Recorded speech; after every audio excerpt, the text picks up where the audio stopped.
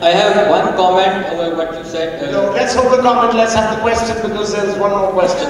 If we talk about public sector universities in Pakistan and what kind of research is going on in the discipline of history, what do you think about the idea of decolonizing them and how can it be done? What are your suggestions? What do you think? I have been one of the great sort of advocates for the decolonization of the mind. Ever since my work, my first book, I have been advocating a desperate need for decolonization, and without that, not much is going to be achieved. But what are you going to decolonize to? What you don't have is any understanding of your own Muslim past.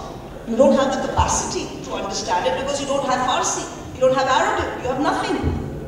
How are you going to do it? One last question from the lady over here. Please make it a clear question and give us a lift so we can see some sunlight on the horizon. I am Abduswari. I just want to ask one question. Close. I belong to the rural area of Punjab where I see when you talk about... Keep the mic close, please. I can't hear you. Please try to be articulate and clear. Okay, when you talk about Jinnah, you said that he is a federalist and these sort of things. When you are sitting in a hall full of educated people and they belong to a particular class of Pakistan, I belong to a rural area where people usually do not understand these dynamics. They do not understand these terms, what is federalism and all that. They only know that हमने पाकिस्तान इस्लाम के नाम पर लिया था या the narrative is के Your question. Yeah. I just want to ask, what are the systematic changes we need to make in our curriculum and in our educational system? You talk about... I've already said what you need to do. What particular things? No, you said that we need to change the educational system. I just want to ask the systematic changes which actually can produce results and which are useful to make those people understand that these are the realities, because they won't understand it. They won't buy this idea. Okay, should have comment on this. Ayesha, your last comment. The first thing to do is to put an end to rote learning, where the child is told that everything in the world is already known, given to you in one lecture. You don't need to know anymore. That is the first thing you've got to stop. And you've got to make the child think. Let the child think and ask questions. That is the way. What was the Socratic method? It was all based on questions. That's how you learn. That's how you teach the child. So you've got to do that. It is that local intelligence that you talk about. That these things, are very. The reason they say it's Islam and that's it is because that's what they're told. That's what the rote learning. They don't know what you have to do is an educational system that will enable Pakistanis to ask the questions of the powers that be. Why are we in this mess? Ladies and gentlemen, I'm going to ask you for a favor. Yes. Landscape of history. It is one of the most inspirational pieces of work where he, precisely because it's a book on history, he reminds you that history is liberation, history is freedom. Because history teaches you that oppression, power, whether it's colonial power, whether it's patriarchy, is historically constituted. And therefore, there is no eternal, no divine truth there. And that it can be changed. And that is why history is freedom. And that is my legacy. That history should, I hope, in the future, not only be a means for critical breakthroughs in Pakistan, but also as experienced as freedom. Ayesha Jalal alive, he would have made it a call to arms that you just announced. But I think that there is no reason to take a session as a fixed period of time. We have spoken extensively on the topic that Ayesha spoke about. I'd like Ayesha to be able to field some questions, because before I do that, I want to give you an idea of the antidote for the kind of view that has developed in Pakistan of history, and that antidote certainly involves, if not completely, Ayesha Jalal. It was a poem I read in my student days from a Malaysian poet. Statistically, it was a rich island, income per capita 2 million per annum. Nobody ever mentioned there were only 2 people on this island. One, income 4 million per annum, The other, his chattel slave, call him what you may, income 0 per annum. Statistically, it was a rich historian, rich country, income per capita 2 million per annum. And after that, I want you to close the session with whatever you have to say over the next few minutes. Because this is about Ayesha, not about me. No, I'm not going to say anything, but I'm going to take questions. Good. Questions? Any questions to Ayesha? Over there? Would you stand up, please? Forget the mic, we won't get the mic across to her. Sorry, Ayesha. I'll come to as many questions as I can. I'm from Pakistan Party. Can you hold the mic closer? I just want to ask one question. Sure.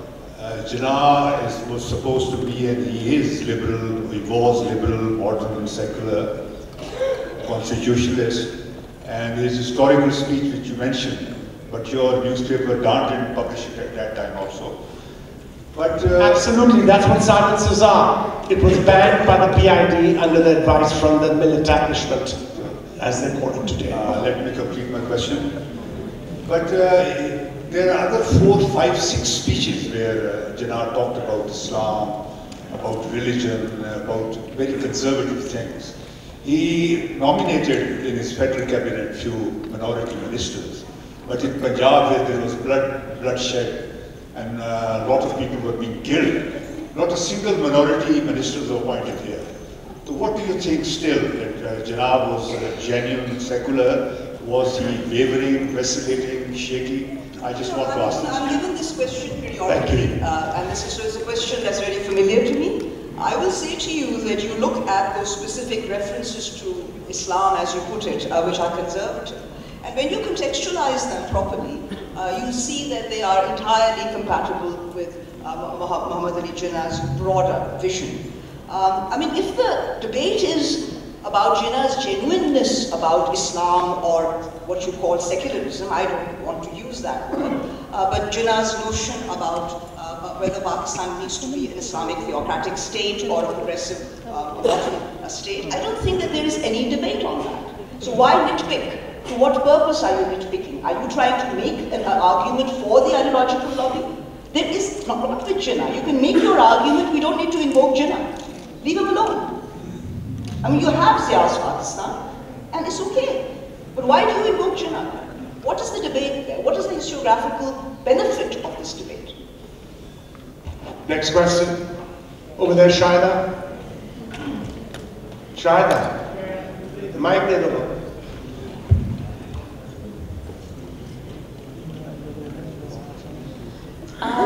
the post-Trump era or the post-truth era, right? It has opened a new scene for us, especially the fake news or those all kind of confusion. So we who were born and raised in Zia era, we are getting confused day by day, and we are losing our trust in history, not only in Pakistan history but the global history. So how can we find the authentic source? How can we trust? Thank you very much for this very good question, and I will tell you that just as there's no free lunch in the world, there is no free history in the world either. So you've got to work hard to get to the bottom. History is a cumulative enterprise. I know that historians like to dump each other and say that person is rubbish and don't read them, but history comes from different perspectives. And so you will gain a better perspective on the complexity of the question you're asking by reading more, and something that nobody really wants to do here. Everybody wants to open up a bottle and find the genie that will give you the answers. Unfortunately, there are no easy answers. As for the post-truth world has to be seen in the context of the postmodernist turn. The postmodernist turn simply questioned the dominant narratives of modernity and many of the other issues, and said that, well, you know, there's a hegemonic discourse here we need to reconstruct. That is what fueled this post-truth issue. But let me give you an example, and I was giving this to my friend here the other day, that if you have an accident at, let's say, Kalma Chowk or any chalk, and 10 cars have been involved, and you try to do a report, and you collect 30 different eyewitness reports, none of which match. That is when you need the historian. That is the real understanding of what the historian's craft is. The historian will take those 30 contradictory narratives and make a plausible account of what happened. To say, in the postmodernist world, as you say, you've lost trust, and to say that nothing happened, no accident happened, because the 30 reports don't corroborate each other. That is why you need historians. And if you don't want historians, you need people who can do their job. And I'm afraid only historians can do that job.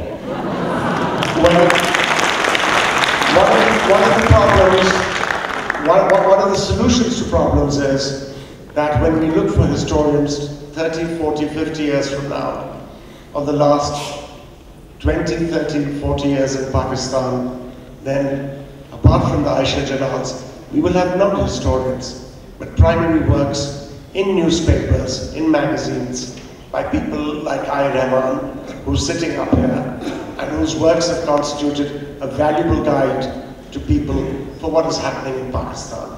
It's also actionable, it's also, history is freedom. Rahman Saab's writing is freedom too. It's almost like history.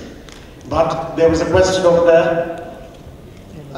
As always, wonderful to hear you. On the education system, when you look at the problems with the education system and you counterpose it with all kinds of constitutional issues that we have, the same thread is running through the educational system, which is this inherent tension between centralization and decentralization. So for example, when you think about rote learning, the single functionally most important element in that is the examination and assessment. The examination and assessment completely determines what you have to study. Now the examinations are very centrally controlled. Think about language. I mean, we have language while we... Could we put the question, please? The question is, educational system of Pakistan, unfortunately, you cannot think of it as a standalone system to be reformed. It is so much tied in with the constitutional, the fundamental, foundational confusions that Ayesha Jalal had said. If I may just say so, that is what has happened now. But the problem in Pakistan's education has a much longer history. You've had this country for 70 years. You've had more reports on educational reform than on any other subject, perhaps except other than bureaucratic reform.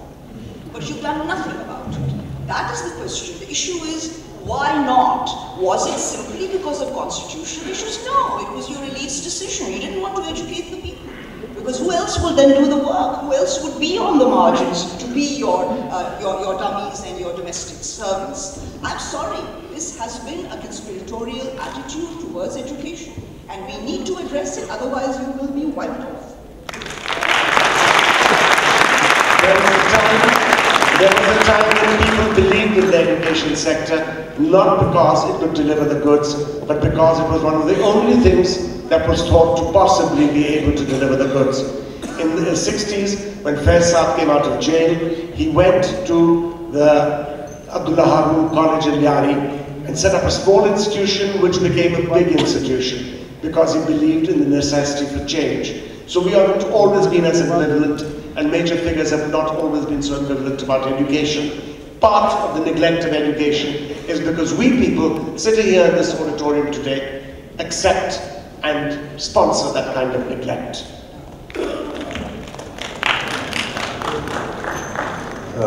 Dr. Jalal, mine is a very academic kind of question. That, as we know that over the 1,000 years, most of the history had been written by the historians officially appointed by the kings and the queens. And again, even these modern days, some historians tend to tilt toward that government or that organization which is funding their research. So, which technique should be used to distinguish the truth from the biased opinion? I mean, that's a very abstruse question. You have to be more, I mean, that's so abstruse that I would be wasting the time of the audience. So I'd much rather not answer that. Maybe you can ask me later.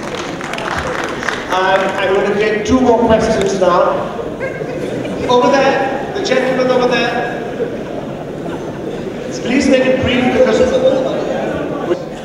I have one comment over what you said. No, let's hold the comment, let's have the question because there's one more question. If we talk about public sector universities in Pakistan and what kind of research is going on in the discipline of history, what do you think about the idea of decolonizing them and how can it be done? What are your suggestions? What do you think? I have been one of the great sort of advocates for the decolonization of the mind. Ever since my work, my first book, I have been advocating a desperate need for decolonization, and without that, not much is going to be achieved. But what are you going to decolonize to? What you don't have is any understanding of your own Muslim past. You don't have the capacity to understand it because you don't have Farsi, you don't have Arabic, you have nothing. How are you going to do it? One last question from the lady over here. Please make it a clear question and give us a lift so we can see some sunlight on the horizon.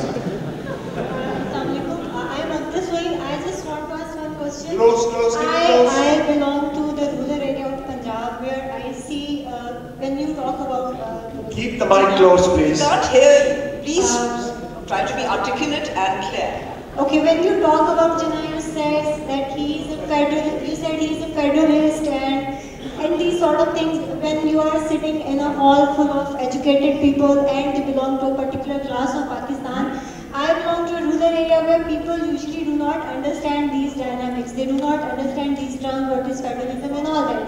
They only know that हमने पाकिस्तान इस्लाम के नाम पर लिया था या the narrative is के Your question. Yeah. I just want to ask, what are the systematic changes we need to make in our curriculum and in our educational system? You talk about... I have already said what you need to do. What particular things? No, you said that we need to change the educational system. I just want to ask the systematic changes which actually can produce results and which are useful to make those people understand that these are the realities, because they won't understand it. They won't buy this idea. Okay, I'm going to comment on this. Ayesha, your last comment. The first thing to do is to put an end to rote learning, where the child is told that everything in the world is already known, given to you in one lecture.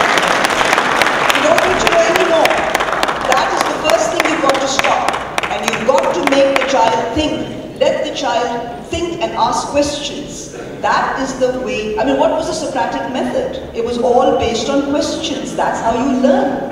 That's how you teach the child. So you've got to do that. It is that local intelligence that you talk about. That these things, are very. The reason they say it's Islam and that's it is because that's what they're told. That's the rote learning. They don't know what you have to do as an educational system that will enable Pakistanis to ask the questions of the powers that be. Why are we in this mess? Ladies and gentlemen, I'm going to ask you for a favor. Here's